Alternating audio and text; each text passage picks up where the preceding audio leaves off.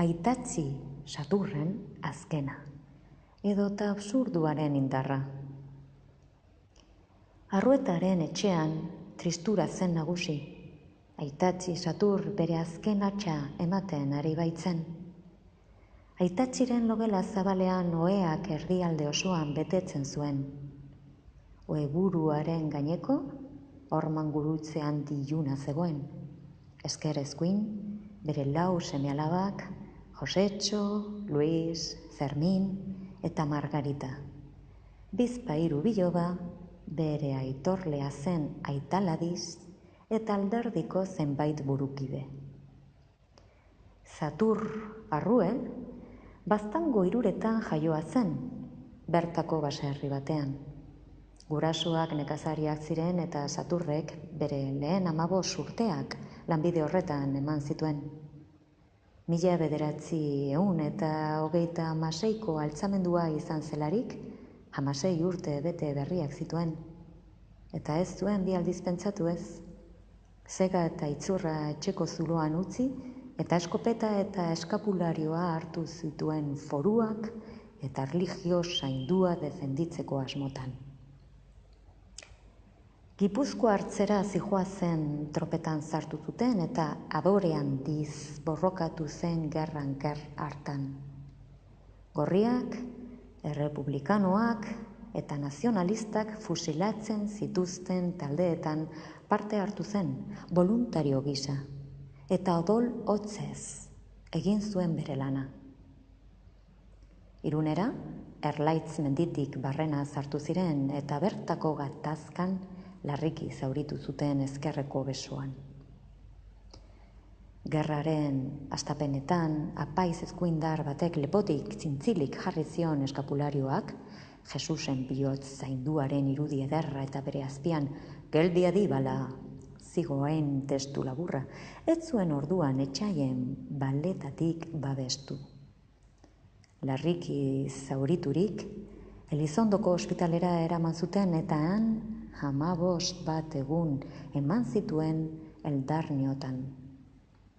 Besoa arrunt gaiztoturik zeukanez gero, moztu egin behar izan zioten, eta ondoren, poliki-poliki, bere onera itzultzen hasi zen. Gerran erakutsitako adorea zelata, ohorezko domina ezarri zioten. Gero, Donostian, Ondarretako presondegiko arduradun izendatu zuten, eta han ibili zen zenbait urtetan mundua endekatu ez garbitzen. Geratzen zitzaion eskuineko eskuak, ez zion inoiz dardaregin jendaiaren esekutatzea zinatzeko orduan. Bera kristau bona zen, eta erlijio zainduaren alde dena emateko prest zegoen, etxaien odola batez ere. Ondarretako presondegitik beste jardueretara igaro zen ondoren, beti goi mailako karguak betez. Poltsikoa gero eta beteago zeukan, Francoren gobernu espainiar fasistak ongi zaritzen bai zituen beraren alde egindako zerbitzuak. Zorioneko urteak izan ziren Saturrentzat eta bera bezalako guztientzat. Iruñan, etxe eder bat erosi zuen eta Blanka Pejenautearekin ezkondu ondoren, 4 seme-alabetako familia kristau eta espainiar ederra hasi zuen. Baina zori gaiztoko egun batean, Franco salbatzailea hil zen. Eta horrekin sekulakoan abaza hasi. Gerran zanpatutakoen ondorengoak lotxagabeki azaltzen hasita zeuden eta euskal ikurriñak nonai ikus zitezkeen. Behin, Arruetaren ondoko tentsio handiko kable elektriko batetik horrelako bat eskegi zuten eta han egon zen zintzilik eguzkiak, euriak eta haizeak guztiz desegin zuten arte. Saturrek kakalarri galanta hartu zuen. Euskaldun basati horiek Nafarroa konkistatu nahi dute, eta gu Nafarrok ez gara euskaldunak, espainiolonak baizik. Jaungoikoak mundua sortu zuen ez geroztik, zigoen bere golkorako. Handik 2 urtera, ikastola bat zabaldu zuten bere etxe aurrean, eta Satur desesperaturik ibili zen, etxetik ateratzen zen bakoitzean nonai entzun baitzetzakeen euskara madarikatua. Euskara ez da Nafarron hizkuntza, espainola gara eta espainera da gure mintzaira. Niri ederki kostatu zitzaidan gerra garaian espainolez ikastea, eta nire guraso gaixoak jangoiko handiak bere bekatuak barka biezaie, ikasi gabe joan ziren beste mundura. Eta orain, hor ari dira supiztaile horiek gezurretan euskara gure hizkuntza dela esanez.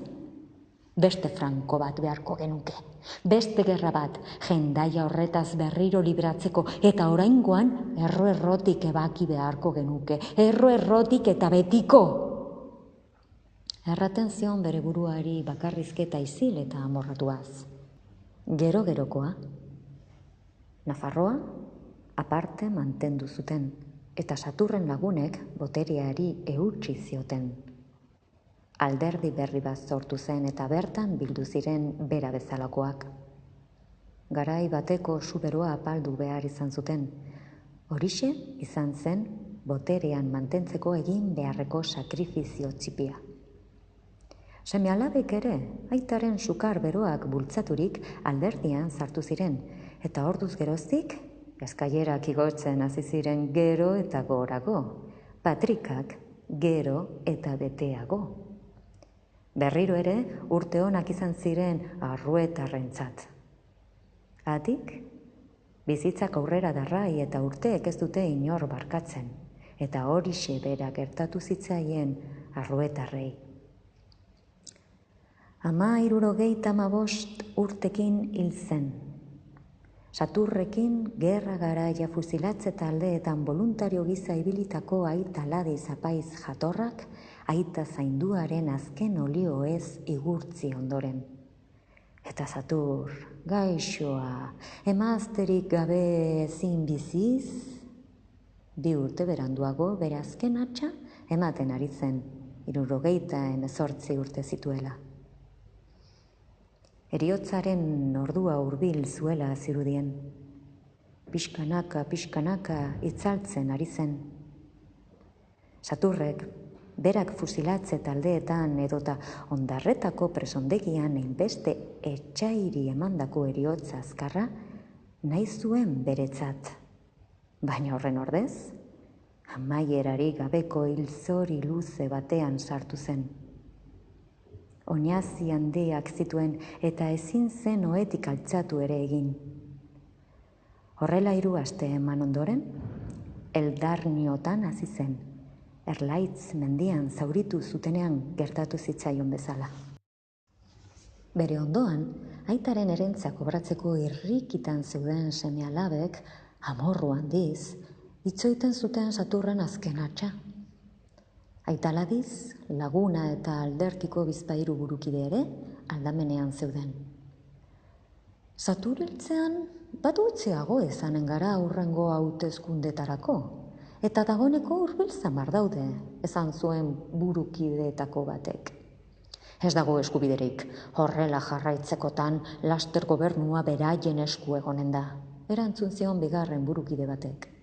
Bada, gure aldeko botorik emateko prezez badaude, eta gaurko marko politikoa zinezten ez badute, abstenitu egingo beharko lirateke, segitu zuen Aita Luisek atxekabe handiz. Margarita alabak, aitaren eskumuturra estutu zuen pultsua neurtu nahian, baina alferrik. Aita, oraindik, bizirik baitzegoen. Halako batean, Satur Eldarnio handitan hasi zen, han bilduta zeuden gehienentzako ulertezinak ziren hitzako zenkia oskatuz.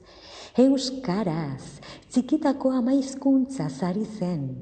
Aita Ladisek berriz iruritakoa izaki ongitxo ulertu zuen Satur arrue erraten ari zena. Bere ama zenduari deika ari zen. Hau lotza, esan zien beste guztiei, euskaraz ari da, Satur gaixoak ez zuen horrelakorik merezi. Hau, izildu beharra dago. Gure jendeak honen berri edukiko balu, eskandalu handia izanen litzateke eta gure familiaren ohore ona betiko zikinduta geldituko. Jardetzi zion Josetxo seme premuak arrunt asalduta. Beste guztiek burura goitik behera mugituz adostasunezko jarrera erakutsi zuten. Hura lotxa, hura atxekabea, Satur arrue, euskaraz mintzatzen. Pentsatu zuten bertan zeuden guztiak. Supituki, Margarita alabak hitza hartu eta esperantza berria piztu zuen bihotz atxekabetu haietan. Hau lotxagarria da, aita nafar eta kristau ona zen eta horregatik deabruak bere bizitzaren azken momentuan tentatu nahian edo euskara ekarri dio Espainetara. Guk ezin dugu hau horrela utzi.